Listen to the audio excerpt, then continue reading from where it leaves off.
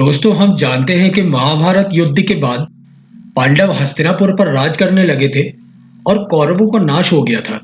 लेकिन बहुत कम लोग जानते होंगे कि महाभारत के कितने दिनों बाद भगवान कृष्ण के वंश यानी यदुवंश का नाश हुआ और कैसे और क्यों।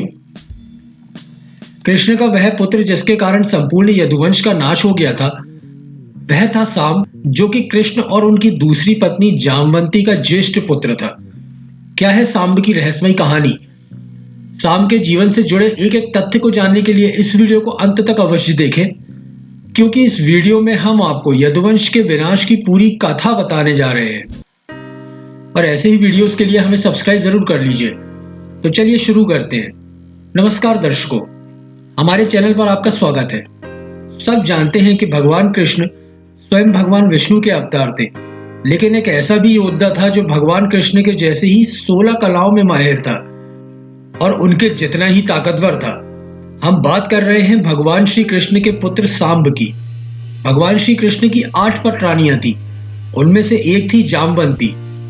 एक समय देवी रुक्मणी के प्रद्युम्न आदि गुण संपन्न पुत्रों को देखकर दीन भाव से जामवंती ने कृष्ण से संतान हेतु याचना की।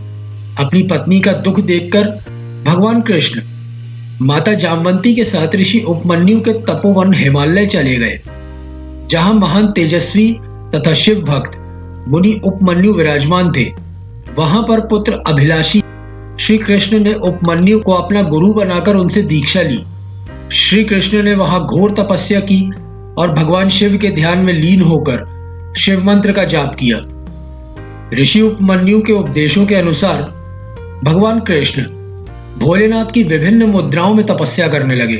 तत्पश्चात 6ठे महीने में भगवान उनके भक्ति भाव से प्रसन्न हो गए और श्री कृष्ण को देवी पार्वती सहित प्रत्यक्ष दर्शन दिए और श्री कृष्ण से वर मांगने को कहा। भगवान कृष्ण ने पुत्र प्राप्ति की कामना की। कृष्ण चाहते थे कि उनका पुत्र साम्ब बिल्कुल शिव जैसा हो। जैसा कि हम सब जानते हैं कि भगवान शिव का मुख्य कार्य विनाश करना है। जल्द ही जामवंती को एक बेटा पैदा हुआ।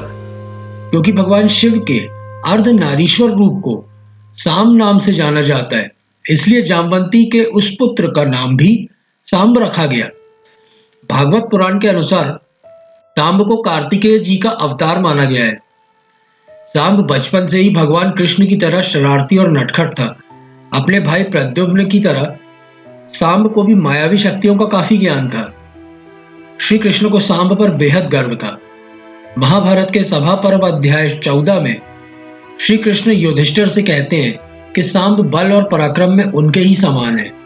महाभारत के वन पर्व के अध्याय 16 में कृष्ण साम्ब के योद्धा होने पर और अपने पुत्र होने पर गर्व करते हैं और बताते हैं कि इन्होंने युद्ध में अश्वारोही की कितनी ही सेना का संहार किया था और किस तरह से साम्ब ने शाल्व के राजा को हराया जब उसने द्वारका पर आक्रमण किया।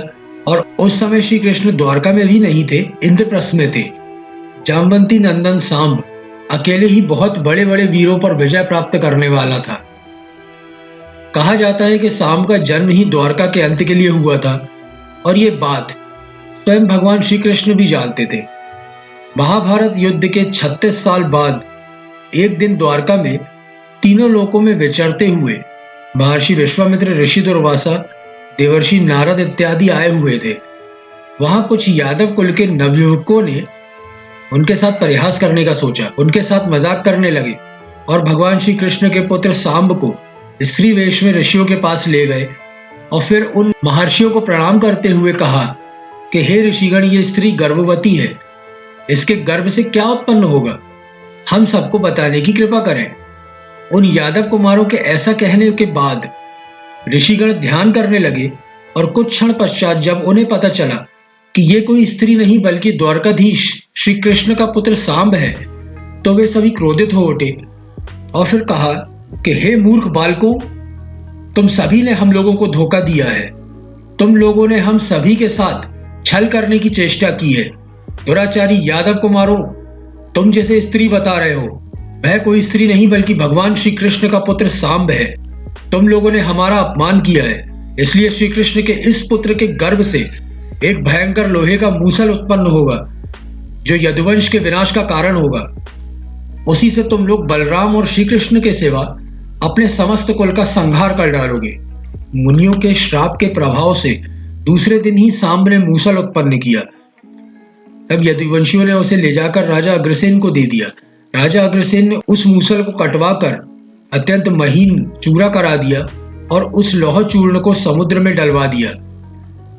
उसके पश्चात उग्रसेन ने नगर में घोषणा करा दी कि अगर आज से द्वारका का कोई भी मनुष्य कहीं भी छिपकर कोई भी नशीली पीने की वस्तु तैयार करेगा, वह स्वयं अपराध करके जीते जी अपने भाई बंधुओं सहित सूली पर चढ़ा दिया जाएगा।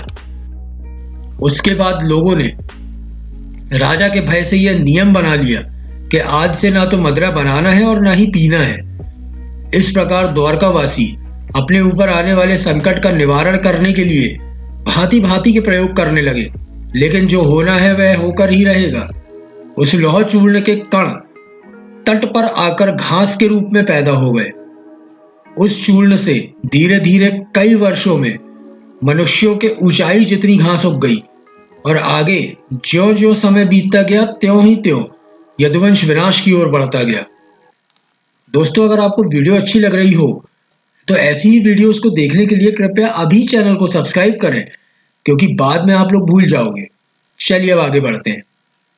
मूसल के जन्म के पश्चात द्वारका में प्रतिदिन अनेक बार भयंकर आंधी उठने लगी। चूहे इतने बढ़ गए थे कि उनकी संख्या मनुष्यों से ज्यादा हो गई।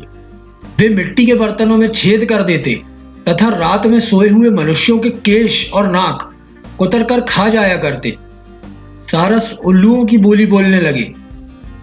धीरे धीरे द्वारकावासी ब्राह्मणों, देवताओं और पितरों से भी द्वेष करने लगे। इतना ही नहीं, वे गुरुजनों का अपमान करने लगे। पत्नियां पतियों को और पति अपनी पत्नियों को धोखा देने लगे। अच्छी तरह रसोई तैयार कर दी जाती थी।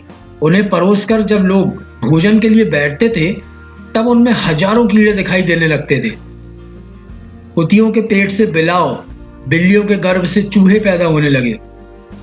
महाभारत के 36 साल बाद द्वारका में पाप बढ़ने लगा और भगवान श्री कृष्ण ने देखा कि इस समय ग्रहों में वैसा ही योग बन रहा है जैसा महाभारत के समय बन रहा था।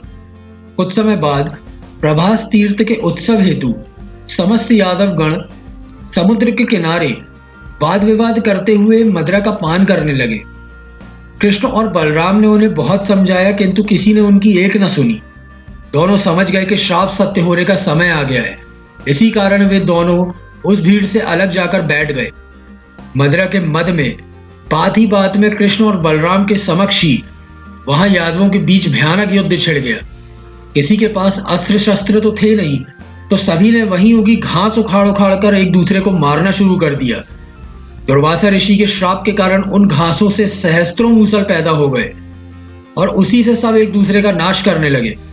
जब कृष्ण और बलराम ने ऐसा देखा तो मारे दुख और क्रोध के स्वयं उस मूसल से सबका वध करना आरंभ कर दिया। देखते ही देखते कृष्ण और बलराम को छोड़कर समस्त यादव कुल का नाश हो गया। यहां तक कि कृष्ण और बलराम के सभी पुत्र भी काल को प्राप्त हो गए। इसके बाद बलराम ने स्वयं जल समाधि ले ली और कृष्ण अकेले वन में जाकर एक वृक्ष के नीचे लेट गए।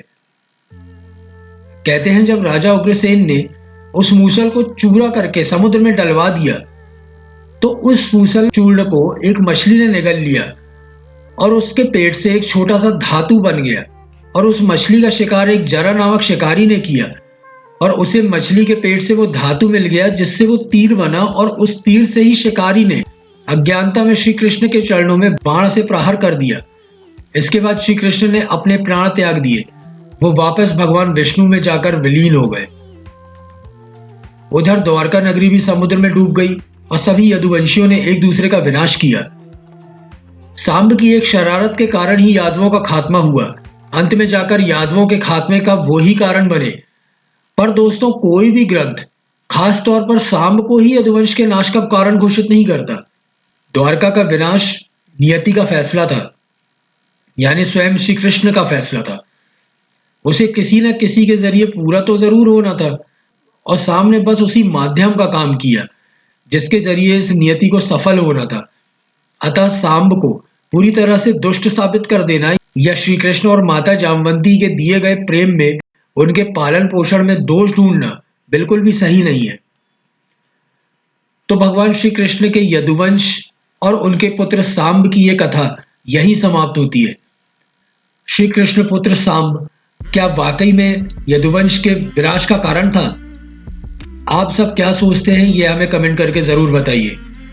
हम ऐसी ही रोचक कथा लेकर आपके सामने फिर हाजिर होंगे। अगर आपको हमारी ये वीडियो थोड़ी सी भी पसंद आई हो तो वीडियो को ज्यादा से ज्यादा लाइक करें, शेयर करें, और अगर आप भारत देश से प्यार करते हैं तो इसी तरह की और वीडियोस देखने के लिए हमारे चैनल को अभी सब्सक्राइब करें। वीडियो के अंत तक बने रहने के लिए आप सबका धन्यवाद।